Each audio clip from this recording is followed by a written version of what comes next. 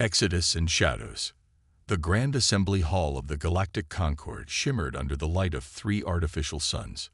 Thousands of representatives from over 300 species sat in ascending rings, their murmurs creating a gentle hum that filled the massive chamber. Today, the usual diplomatic discussions were replaced by a heavy tension that even the most oblivious species could sense. Ambassador Elena Rice stood at the center platform, her simple black uniform a stark contrast to the elaborate attire of the alien delegates.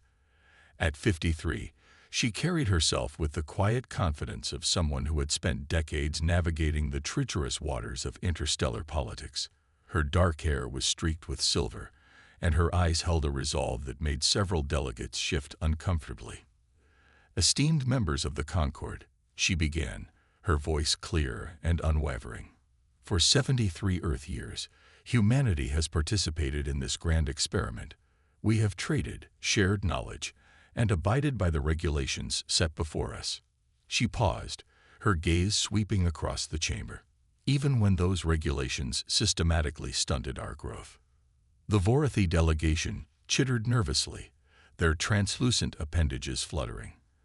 As the architects of the technological advancement metric system, they had been the most vocal opponents of human expansion beyond their approved development trajectory. "Today, I stand before you to formally announce that Earth and all human colonies are withdrawing from the Galactic Concord, effective immediately." The announcement wasn't unexpected. Rumors had circulated for months, but the finality of her words sent a ripple through the assembly. The massive Dralids nodded their crystal-crowned heads in approval, while the Mezeran skin flashed patterns of relief. Only Ambassador Thel Khan of the Andari seemed troubled, his 4 eyes blinking in rapid succession, a sign of deep concern. "You fear us," Rice continued simply. "You always have. Our adaptability, our curiosity, our capacity for both destruction and creation. These weren't flaws to be corrected, but aspects of our nature you never try to understand." High Chancellor Estol rose from her floating platform. Ancient even by Illyrian standards, her skin was nearly translucent, revealing the complex network of luminescent veins beneath. "The Concord has always acted in the interest of galactic stability," she countered. "Humans advance too rapidly. You take unnecessary risks that could endanger everyone." Ray smiled without humor. "And that's precisely why we're leaving. We're tired of being held back by your fear."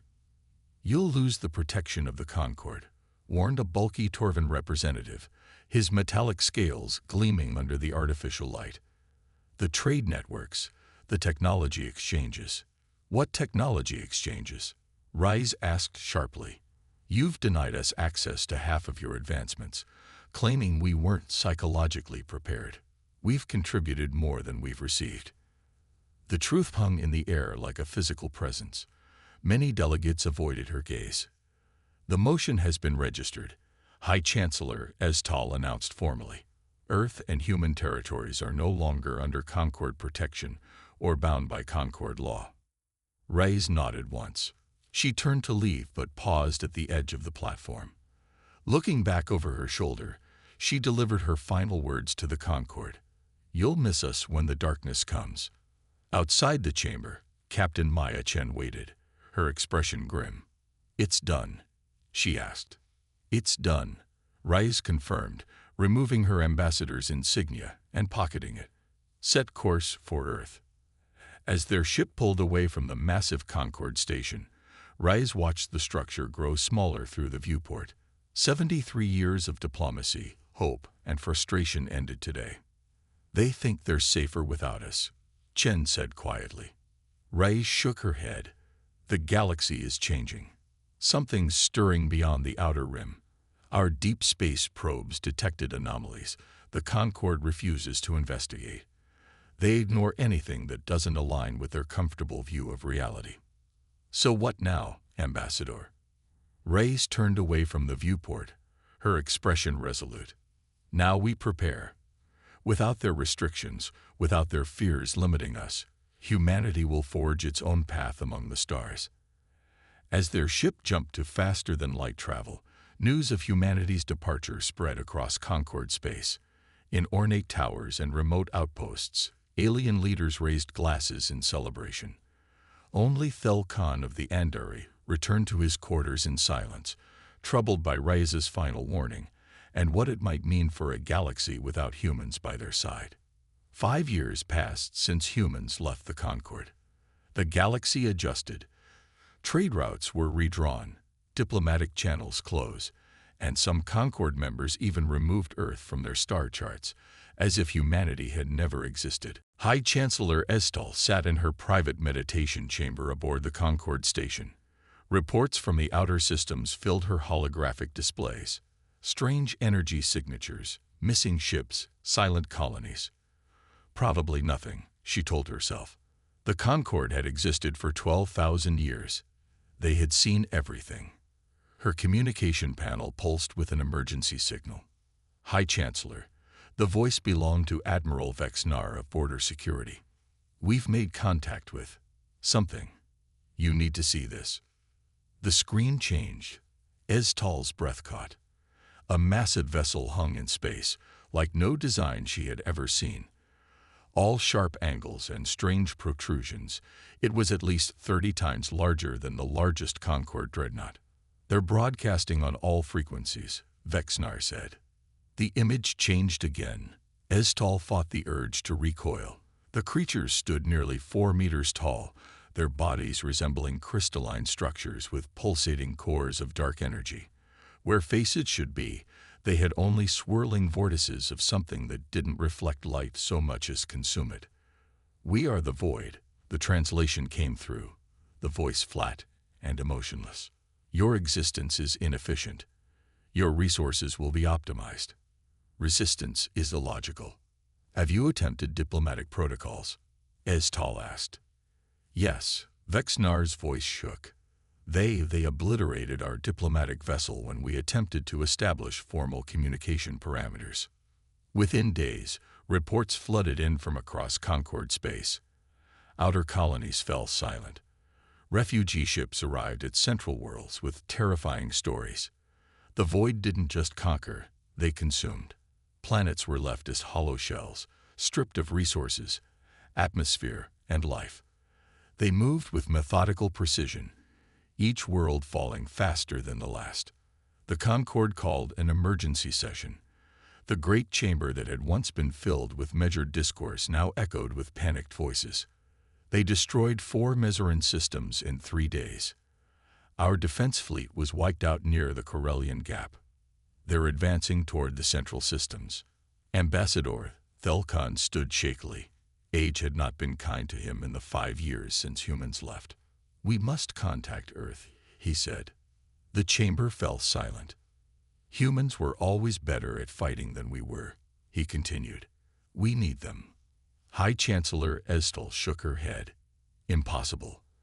After how we treated them, after they left, they will never help us. We should at least try, Thelkon insisted. The debate raged for hours while more reports of destruction poured in. Finally, they voted. The motion to contact Earth failed by a narrow margin. Pride and fear won out over desperation. Instead, the Concord gathered its combined military forces, ships that had not seen real combat in centuries. They formed a defensive line at Nexus Prime, a critical hub world. The Void Fleet arrived 3 days later. The battle lasted less than 5 hours. Concord technology, advanced in so many peaceful ways, proved ineffective against the Void's weapons. Their shields couldn't withstand the strange energy discharges. Their weapons barely scratched the massive ships. Admiral Vexnar watched from his command vessel as his fleet was methodically dismantled. Retreat, he ordered, his voice hollow. Send word to all worlds. Evacuate while you can. As his ship jumped away from the massacre, Vexnar recalled Elena Rice's final words to the Concord 5 years ago. You'll miss us when the darkness comes. The darkness had arrived, and humanity was nowhere to be found. Or so they thought. At the edge of what was once Concord space, Commander Sarah Novak of the Earth Border Security vessel Vigilant picked up the distress signals. She watched the data streams with narrowed eyes. Earth had been monitoring the situation since the first anomalies appeared. "Record everything," she told her crew. "Command needs to see this." As the Vigilant silently observed from a safe distance, Novak made a decision that would change the course of the war. "Set course to intercept that refugee ship," she ordered, pointing to a small vessel fleeing the battle. "Let's see what they have to say." Return of the Feared. The refugee vessel drifted, its engines dead. Commander Sarah Novak watched from the bridge of the Vigilant as her crew prepared for rescue operations. "Life signs?" she asked. 32 survivors, her officer replied. "Mixed species, primarily Andari and Mezeran." "Bring them aboard," Novak ordered. "Medical team on standby." The refugees appeared shell-shocked as they stumbled into the Vigilant's hold. Many were injured. All were afraid. They stared at the human crew with wide eyes and hushed whispers. "Humans?" A Mezeran gasped.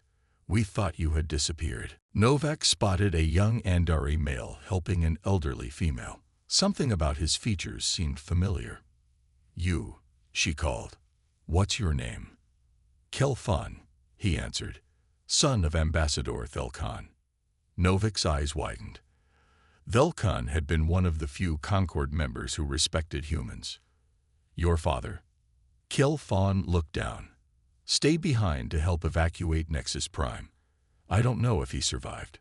Novak led him to the bridge and showed him the sensor data they had collected. 5 Concord worlds lost in the past 2 weeks. The Void stripped everything useful, then moved on with frightening efficiency. "We've been monitoring since they first appeared at the edge of the Outer Rim," she explained. Kelfan looked at her in surprise. "You knew, and did nothing." "We weren't asked to help," Novak said coldly. "Remember, the Concord made it clear that humans weren't wanted. They had no answer for that." The Vigilant jumped to FTL, heading for Earth. When they arrived, Kelfan was taken to meet with Admiral Jackson at Earth Defense Command. The command center buzzed with activity. Screens showed battle data, ship movements, and reports from across what was once Concord space. Admiral Jackson was a solid woman with dark skin and penetrating eyes. She studied Kelfan carefully. "Tell me everything you know about these void entities," she said. He described the attacks, the Concord's failed defense, and the panic spreading through the galaxy.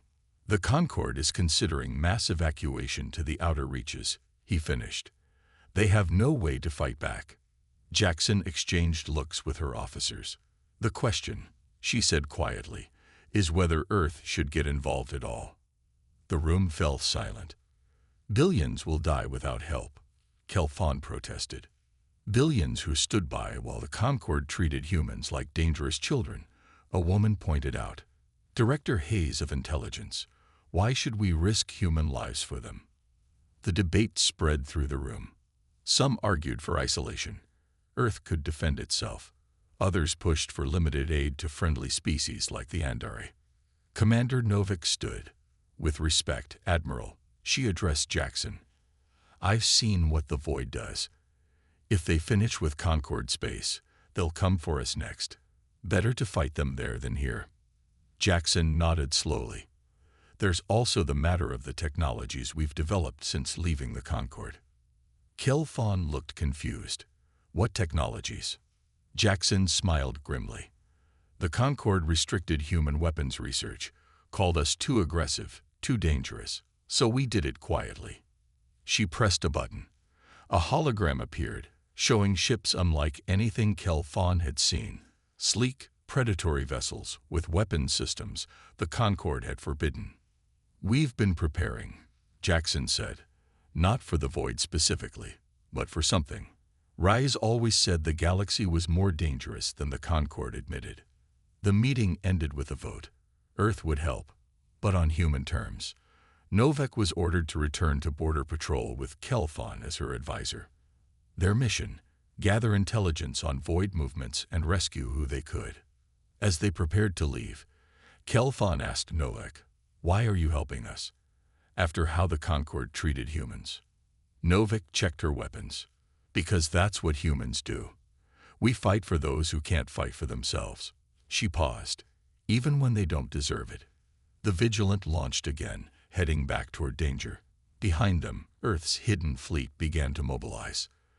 The Void was about to learn why the Concorde had feared humans all along. Director Eliza Stern stood before Earth's Defense Council. Behind her, screens showed images of the Void ships and their destruction across Concorde space. Stern was not a military woman. She wore a simple gray suit, and her eyes were tired behind her glasses. But when she spoke, everyone listened. "For 7 years, my division worked in secret," she said. "Even while we were part of the Concorde, we developed technologies they forbade." The room was packed with Earth's highest officials. Admiral Jackson sat at the center table, her face serious. "Show us," Jackson ordered. Stern nodded. The screen changed to show a sleek ship unlike standard human vessels. Its hull was dark, almost black, with strange patterns etched across its surface. "The Thermopylae," Stern said with pride. "Our first quantum dreadnought. Its outer layer is composed of adaptive metamaterials that respond to enemy attacks in real time." Murmurs spread through the room. "The Concorde would have called this illegal," someone pointed out. "The Concorde isn't here," Stern replied simply. "We've built 18 ships of this class, plus support vessels. We also have these." The screen showed what looked like small drones, no bigger than a human hand. "Swarm intelligence units," Stern explained. "Thousands can be deployed at once. They attach to enemy ships and disrupt their systems." For an hour, Stern revealed weapon after weapon that would have horrified the Concorde. Gravitational manipulators that could tear ships apart, quantum shields that grew stronger when hit, AI targeting systems that evolved during battle. When she finished, the room was silent. "All this time," Jackson said quietly, "they thought we were dangerous before they pushed us away. Imagine if they saw this." "They're about to," said President Kwan, speaking for the first time. "Our fleet leaves tomorrow. The Thermopylae will lead, with Admiral Reyes in command." "Reyes?" Kel Fawn asked, surprised. "The former ambassador." Jackson nodded. "She spent decades trying to make the Concorde understand us. Now she'll show them why they should have listened."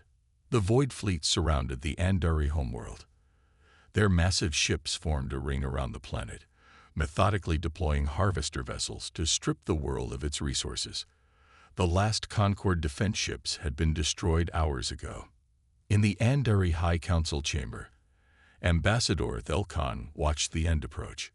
Evacuation ships were still launching, but many would not escape in time. "We should have listened to the humans," he said to no one in particular. His aide rushed in. "Ambassador, something's happening." The sensor displays showed new ships arriving. Not Concorde vessels. These were sleeker, darker, moving with a precision the Concorde had never achieved. "Whoa," Thelkan began, but he already knew. The human fleet emerged from FTL travel directly among the Void ships. While Concorde tactics had always emphasized maintaining formation at a safe distance, the human vessels dove straight into the heart of the enemy fleet. The Thermopylae led the charge, its adaptive hull absorbing the first volley of Void weapons and seemingly growing stronger.